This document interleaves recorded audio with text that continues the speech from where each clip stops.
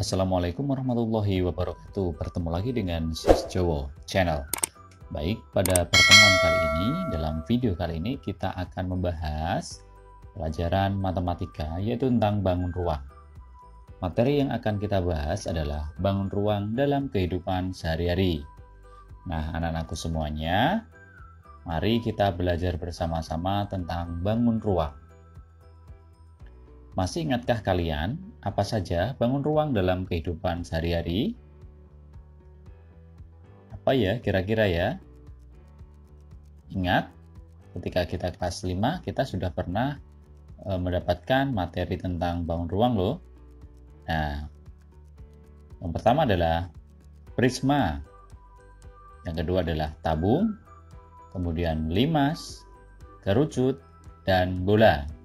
Masih ingat kan? Baik, kita akan bahas. Dalam pertemuan kali ini kita akan bahas bangun ruang yaitu prisma. Ingat, apa ya prisma itu? Prisma merupakan bangun ruang yang alas dan tutupnya memiliki bentuk dan ukuran yang sama. Bentuk alas dan tutup prisma berupa bangun datar segi N. Misal, segi 3, segi 4, segi 5, dan seterusnya. Letak alas dan tutup prisma sejajar. Macam-macam prisma atau jenis-jenis prisma. Ada apa saja ya?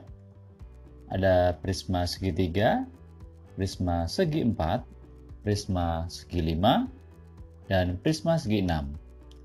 Adakah prisma yang lainnya? Ada tentunya. Nah, dalam prisma segi 4 pun itu ada prisma persegi panjang. Dengan alas yang persegi panjang bisa kita kenal dengan nama balok, ataupun juga ada yang memiliki sisi yang sama yaitu kubus. Nah, ada berbagai macam prisma. Nah, yang perlu kita ketahui ada 4 ini ya.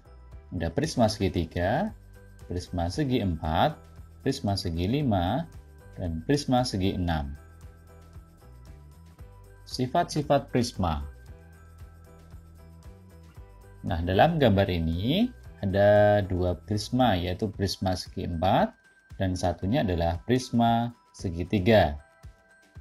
Nah, apa saja sifat-sifat prisma? Mari kita bahas. Yang pertama adalah prisma memiliki alas dan tutup sejajar serta memiliki bentuk dan ukuran yang sama. Saya ulangi, sifat yang pertama adalah prisma memiliki alas dan tutup sejajar, serta memiliki bentuk dan ukuran yang sama. Jadi, sisi alas dan tutupnya atau atasnya itu adalah sama dan sejajar. Bisa kalian amati pada gambar di sebelah kiri. Sifat yang kedua, setiap sisi tegak prisma berbentuk persegi panjang. Nah, coba amati untuk prisma segitiga. Setiap sisi tegak prisma berbentuk persegi panjang. ABED itu berbentuk persegi panjang. Kemudian BCFE itu juga persegi panjang. Sisi ACFD itu juga persegi panjang. Kemudian kita akan ke prisma segi 4 di sampingnya. Sisi ABFE itu juga persegi panjang dan sisi yang lainnya juga persegi panjang. Sehingga sifat yang kedua adalah benar. Setiap sisi tegak prisma berbentuk persegi panjang. Sifat yang ketiga, prisma memiliki rusuk tegak. Bisa kalian amati pada gambar. Jadi prisma memiliki rusuk tegak. Seperti pada gambar prisma segitiga, rusuk AD, rusuk BE, rusuk CF, dan rusuk lainnya memiliki rusuk yang tegak. Jadi prisma memiliki rusuk tegak. 4. Semua rusuk tegak sejajar dan sama panjang. Baik, rusuk yang tegak adalah sejajar dan sama panjang. Dalam prisma segi 4 pada gambar itu, AE sejajar dengan BF, sejajar dengan rusuk CG dan rusuk DH. Jadi betul ya sifat-sifat prismanya. Jadi saya ulangi, yang pertama, prisma memiliki alas dan tutup sejajar serta memiliki bentuk dan ukuran yang sama. Yang kedua, setiap sisi tegak prisma berbentuk persegi panjang. Yang ketiga, prisma memiliki rusuk tegak. Yang keempat, semua rusuk tegak sejajar dan sama panjang. Banyaknya sisi, rusuk, dan titik sudut dari berbagai jenis prisma. Prisma segitiga mempunyai 5 sisi, 9 rusuk, dan 6 titik sudut. Prisma segi empat mempunyai 6 sisi, 12 rusuk, dan 8 titik sudut. Prisma segi 5 memiliki 7 sisi, 15 rusuk, dan 10 titik sudut. Dan masih ada prisma yang lainnya. Silahkan kalian pelajari sendiri di rumah. Jaring-jaring prisma. Tahukah kamu apa hubungan jaring prisma dengan jaring balok dan kubus? Kubus merupakan prisma tegak segi empat yang rusuknya sama panjang. Dengan demikian, dapat disimpulkan bahwa prisma tegak segi empat yang semua rusuknya sama panjang memiliki jaring-jaring sama dengan kubus. Prisma segi empat yang alas dan tutupnya berbentuk persegi panjang juga disebut dengan balok. Jadi kubus dan balok juga merupakan prisma segi empat. Nah, ini adalah jaring-jaring prisma segitiga. Kemudian prisma segi empat atau lebih kita kenal dengan balok. Kemudian prisma segi 5. Jadi ini adalah beberapa contoh jaring-jaring prisma. Ada prisma segitiga, prisma segi 4, dan prisma segi 5. Luas permukaan prisma.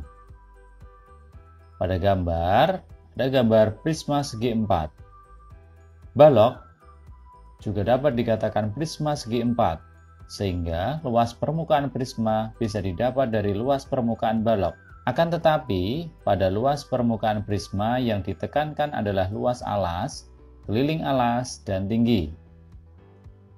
Pada gambar 4.10 di samping, untuk luas permukaan prisma segi 4 sama dengan luas permukaan balok. Kita sudah pernah membahas tentang luas permukaan balok. L sama dengan 2 kurung buka P kali L ditambah P kali T ditambah L kali T kurung tutup. Kemudian dari bentuk itu, dari operasi itu bisa kita jabarkan lagi. L sama dengan 2 kali P kali L ditambah 2 kali P kali T ditambah 2 kali L kali T, memenuhi sifat distribusi. Kemudian kita jabarkan lagi. L sama dengan 2 kali P kali L ditambah 2 kali P kali T ditambah 2 kali L kali T. Sehingga didapatkan L sama dengan 2 kali luas alas. Karena P kali L itu adalah rumus luas persegi panjang. Jadi 2PL itu sama dengan 2 kali luas alas ditambah 2P ditambah 2L kali T. Sehingga didapatkan L sama dengan 2 kali luas alas ditambah keliling alas dikalikan dengan tinggi. Sehingga luas prisma secara umum adalah L sama dengan 2 kali luas alas ditambah keliling alas kali tinggi. Nah, jadi kesimpulannya luas permukaan prisma didapatkan dari luas permukaan balok, kemudian dikembangkan dan dijabarkan sehingga mendapatkan hasil rumus luas prisma adalah L sama dengan 2 kali luas alas ditambah keliling alas kali tinggi. Nah, kemudian volume prisma. Seperti yang sudah kita bahas sebelumnya, bahwa kubus dan balok merupakan bagian dari prisma. Sudah kita ketahui bersama untuk volume kubus itu adalah S kali S kali S. Karena memang semua sisi dari kubus itu adalah sama, sehingga volumenya adalah S kali S kali S. Kita tahu S kali S itu adalah luas alas. Ya, jadi bisa dikatakan volume kubus juga bisa ditulis luas alas kali S. S itu juga tinggi, seperti itu. Kemudian kita ke balok. Volume balok itu adalah P kali L kali T. Panjang kali lebar kali tinggi. Seperti yang kita ketahui juga, panjang kali lebar itu adalah luas persegi panjang. Sehingga didapatkan P kali L kali T itu adalah luas alasnya dikalikan dengan tingginya. Sehingga dapat ditarik kesimpulan bahwa volume prisma itu adalah luas alas kali tinggi.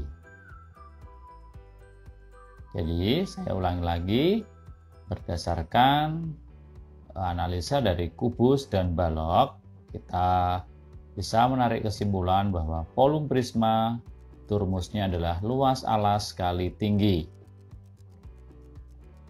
Nah, tergantung dengan alas sebuah prisma. Jika prisma segitiga, maka luas alasnya juga menyesuaikan dengan luas alas segitiga. Kalau alasnya berbentuk segi 4, berarti menyesuaikan dengan segi 4. Bisa trapesium, bisa jajar ginjang, bisa belah ketupat, dan lain-lain. Apabila alasnya menggunakan segi 5, berarti menggunakan rumus mencari luas alas segi 5, dan seterusnya. Paham ya? Volume prisma sama dengan luas alas kali tinggi. Contoh soal volume prisma. Berdasarkan rumus volume prisma, yaitu luas alas kali tinggi. Dalam soal ini terdapat gambar prisma segitiga dengan tinggi prisma 15 cm, dengan alas 6 cm, dan tinggi segitiga 4 cm. Kita akan mencari volume prisma seperti pada gambar yang ada pada tampilan. Diketahui alas 6 cm, T segitiga 4 cm, dan T prisma atau tinggi prisma 15 cm. Ditanyakan volume prisma segitiga. Sudah kita ketahui bahwa volume itu rumusnya adalah luas alas kali tinggi. Sehingga karena alasnya berbentuk segitiga, kita akan cari luas alasnya sesuai dengan rumus luas segitiga. Luas segitiga yaitu setengah kali alas kali tinggi. Kemudian kita masukkan alasnya 6 dan tinggi segitiga 4. Kita masukkan saja. Kemudian kita kalikan dengan tinggi prisma. Setengah kali 6 kali 4 kali 15. Kemudian kita kerjakan sehingga hasilnya adalah 180 cm kubik.